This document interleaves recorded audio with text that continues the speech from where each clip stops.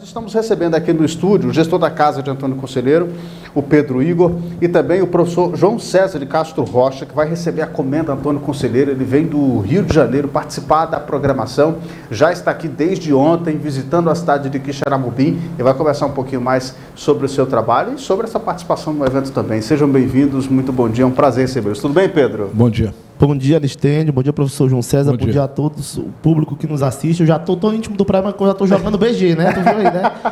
Mas, Alistênio, agradecer mais uma vez a participação. Estamos em estado de conselheiro vivo, como eu tenho dito, desde o último dia 7, recebendo convidados super especiais que vêm prestigiar o evento, participar, contribuir, emprestar o seu conhecimento a essa pauta tão importante que nos conecta ao Brasil do século retrasado, ao Brasil de 2025.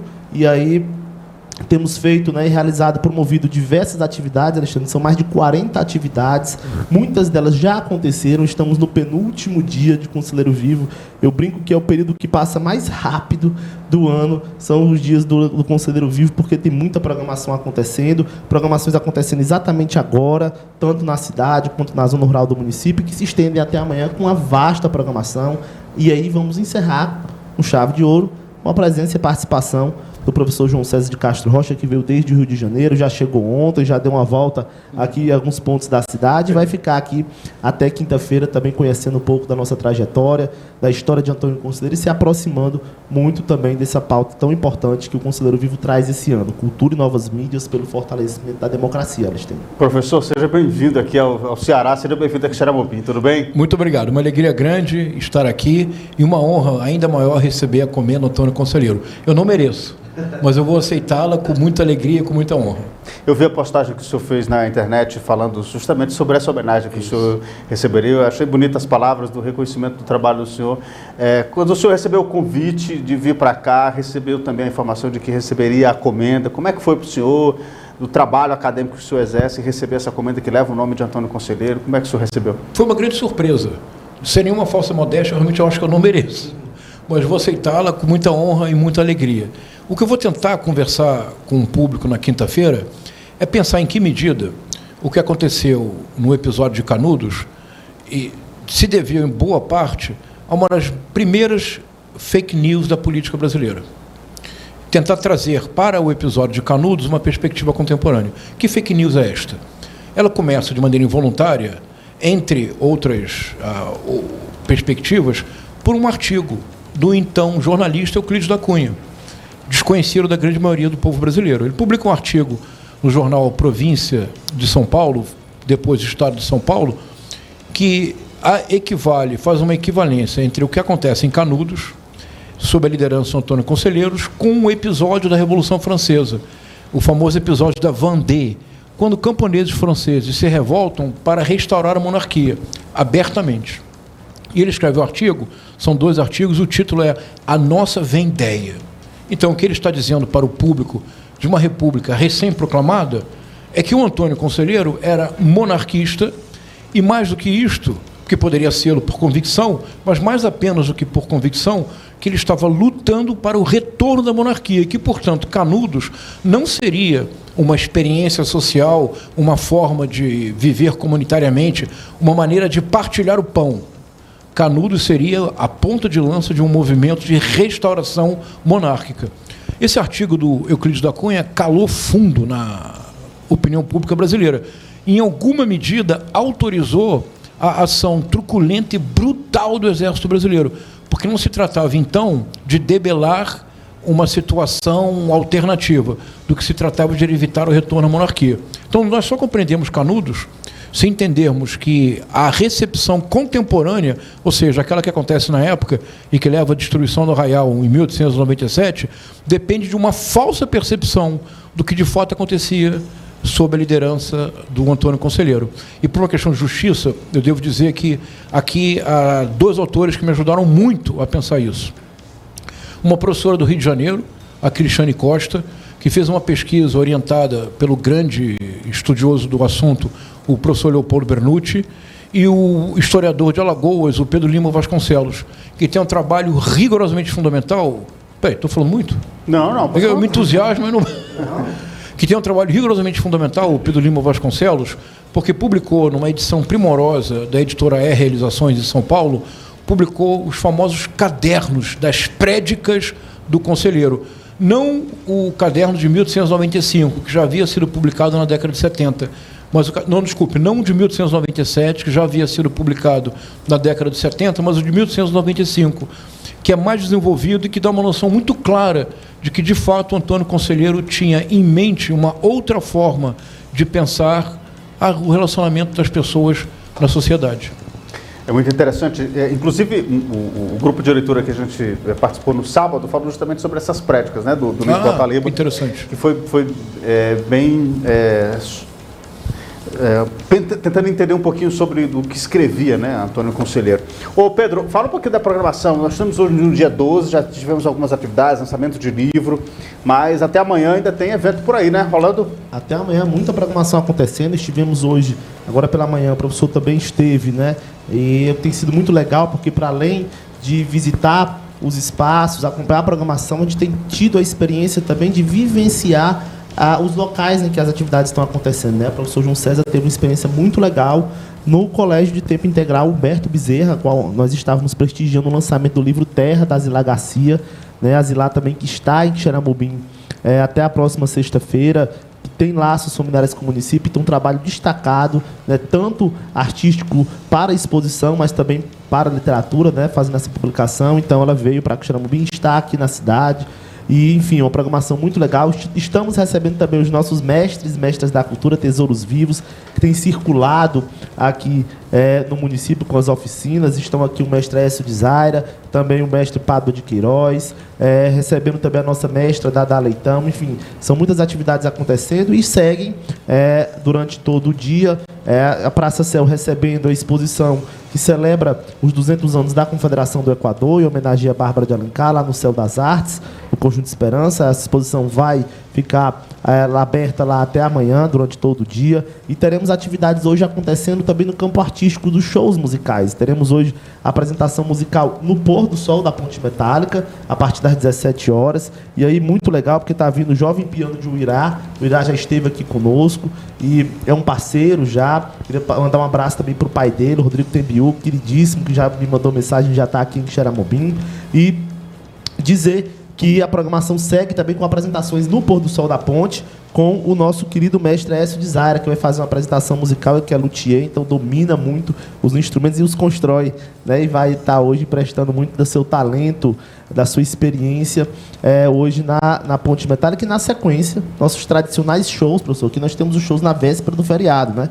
E teremos hoje um show musical na casa de Antônio Conselheiro a partir das 20 horas, com a banda Black, uma homenagem ao Tim Maia, hoje um artista escolhido para ser homenageado também nessa edição do Conselheiro Vivo. Então a banda vai botar a gente para dançar também. Ela estende hoje a partir das 20 horas lá na casa de Antônio Conselheiro. E a programação segue amanhã com atividades também acontecendo e a palestra de encerramento do professor João César de Castro Rocha a partir das 18 horas na casa de Antônio Conselheiro. E aí teremos apresentações artísticas também com o grupo artístico Quixarás, teremos a apresentação do mestre Pádua de Queiroz e teremos um show com o Azanias Henrique, nossos artistas aqui do território de Quixeramobim, que vão celebrar essa 21ª edição do Conselheiro Vivo. São mais de 40 atividades, eles têm muita coisa acontecendo e promovendo também muitos encontros, né? O que tem sido muito legal nesse evento tem sido a conexão das pessoas, a forma como a gente tem sido recebido nos locais em que estivemos durante esses dias. Eu vi a reportagem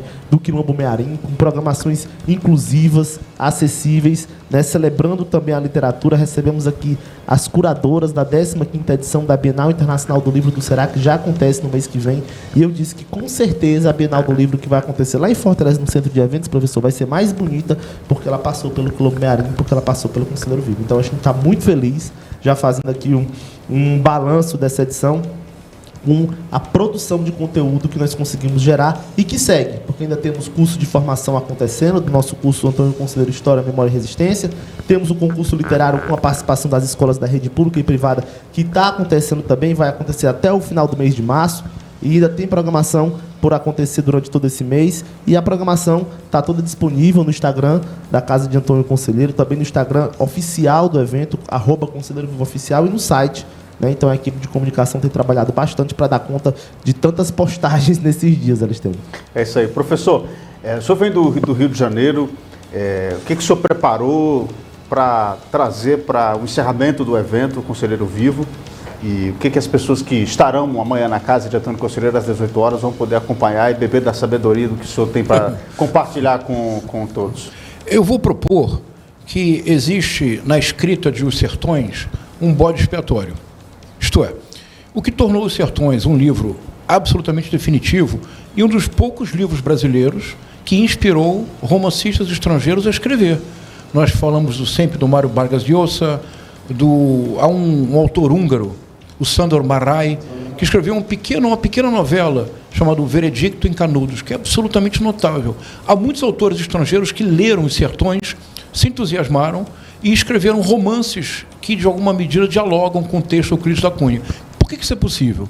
É possível porque o movimento da escrita do Euclides é fascinante.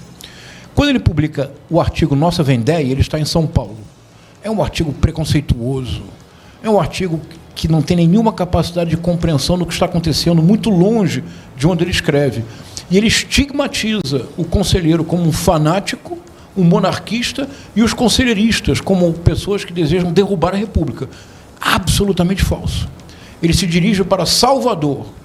No deslocamento para Salvador, ao começar a conhecer as condições concretas de vida que os conselheiristas teriam, a começar a conhecer um pouco mais a realidade da República longe da capital, na época Rio de Janeiro, porque a República, logo depois de proclamada fora do Rio de Janeiro, a República não existia como realidade positiva para os cidadãos.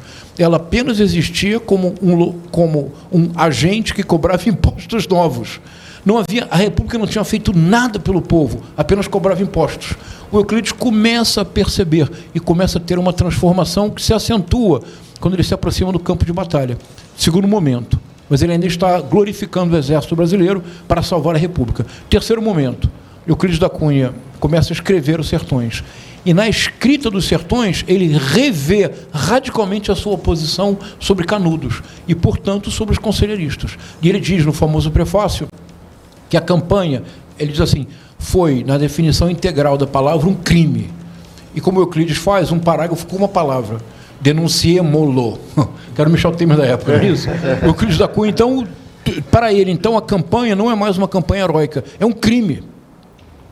Portanto, o que tornou a leitura dos Sertões fascinante é que é um homem angustiado que, ao conhecer a terra, ao desvendar o homem, conclui que a luta não deveria ter acontecido. Isto é, a verdadeira lição dos Sertões, que permanece atual, é que se conhecêssemos a terra, se tivéssemos palmilhado o território, se tivéssemos contactado o homem, o conflito não aconteceria. O ideal da escrita dos Sertões é que a terceira parte, a luta, não houvesse se o homem e a terra fossem conhecidos. É notável, não é? No entanto, há um problema. Há um único ponto de vista em relação ao qual Euclides não mudou 1 centímetro, uma vírgula, é sobre a figura do Antônio Conselheiro. Porque se o Antônio Conselheiro, para ele, quando ele escreve o artigo Nossa Vendéia em São Paulo, é um fanático, quando ele revê a sua posição e escreve o famoso capítulo sobre Antônio Conselheiro nos Sertões, o Antônio Conselheiro continua sendo um anacronismo ambulante. Alguém que apenas seria possível no século II da era cristã, do cristianismo primitivo. Alguém que é uma síntese das taras e das doenças provocadas pelo meio. O Antônio Conselheiro é o bode expiatório que permite a Euclides da Cunha rever a sua posição sobre a República e sobre Canudos, mas ele não muda 1 centímetro sequer sobre a figura do Antônio Conselheiro. Daí a importância de um evento como este, o Conselheiro Vivo, porque tornar o Conselheiro vivo é a forma correta de reavaliar o bode expiatório no qual Euclides da Cunha o transformou. É a hipótese para amanhã. Olha só, então convite já está lançado, né? Para você que está acompanhando a gente. Amanhã é feriado aqui no município de Xerebubi, né? Importante feriado. Amanhã é feriado no município, em homenagem a Antônio Conselheiro, então, a partir das 18 horas, a casa abre para receber a palestra, não é isso? Exatamente. Amanhã, inclusive, a casa vai estar aberta mais cedo durante todo o dia, então quem quiser visitar a exposição, quem quiser prestigiar também a homenagem que a casa faz nesse período ao Fausto Nilo, né, na exposição O Tempo e o Lugar. A casa vai ficar aberta amanhã durante todo o dia, é feriado municipal, então quem ainda não visitou a exposição está super convidado a prestigiar também essa programação importante de divulgação e promoção da cultura, porque, afinal de contas, a casa hoje, Aristênio, finalmente é um equipamento cultural da rede pública de espaços e equipamentos culturais do governo do Ceará, gerido pela OS, que mais antigamente faz a gestão de equipamentos culturais, que é o Instituto Dragão do Mar, então isso é motivo para ser celebrado. Sabe, para a gente encerrar, eu estava lembrando aqui, Pedro, a gente recebeu no ano passado no Conselheiro Vivo, aqui em Quixeramobim, acho que ele veio aqui no programa, não sei, não lembro, o filho do Herzog, o Ivo Herzog veio no programa. Exatamente.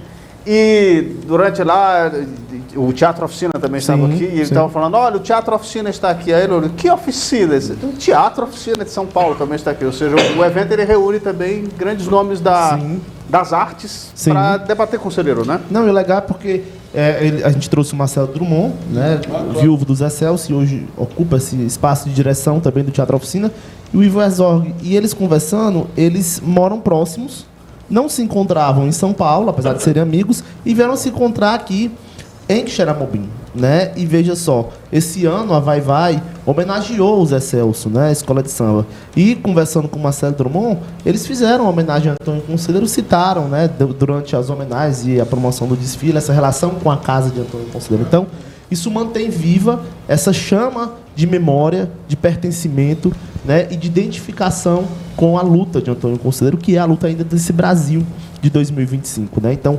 promover esses encontros, né, quando eu convidei, e aí eu fico sempre muito honrado de fazer esses contatos, e sempre mais honrado e feliz ainda quando eles são aceitos, e é muito convidativo, eu imagino, receber esse convite para estar aqui na terra de Antônio Conselheiro. Né? Isso abre de fato portas. O professor tem uma agenda muito intensa, né? E veio para Quixeramobim, fez questão de vir antes para sentir um pouco dessa energia da cidade. Então isso para a gente nos deixa muito felizes. E mais legal ainda, né? Ele já conhecia o Renato Freitas, que esteve aqui conosco também na última semana, trocaram ali informações sobre essa vinda e essa experiência. Então para a gente é muito importante que essa conexão possa ser feita, porque a gente fala muito de conselheiro aqui na nossa cidade, e evocar essa memória em outros locais, em outros estados, também manter viva essa chama dessa figura que ainda é muito questionada, não só em Quixeramobim, mas Brasil adentro, e a gente precisa cada vez mais fortalecer essa memória, Alexandre. Perfeitamente. Olha, eu queria agradecer a presença, professor, aqui no programa. Pedro também.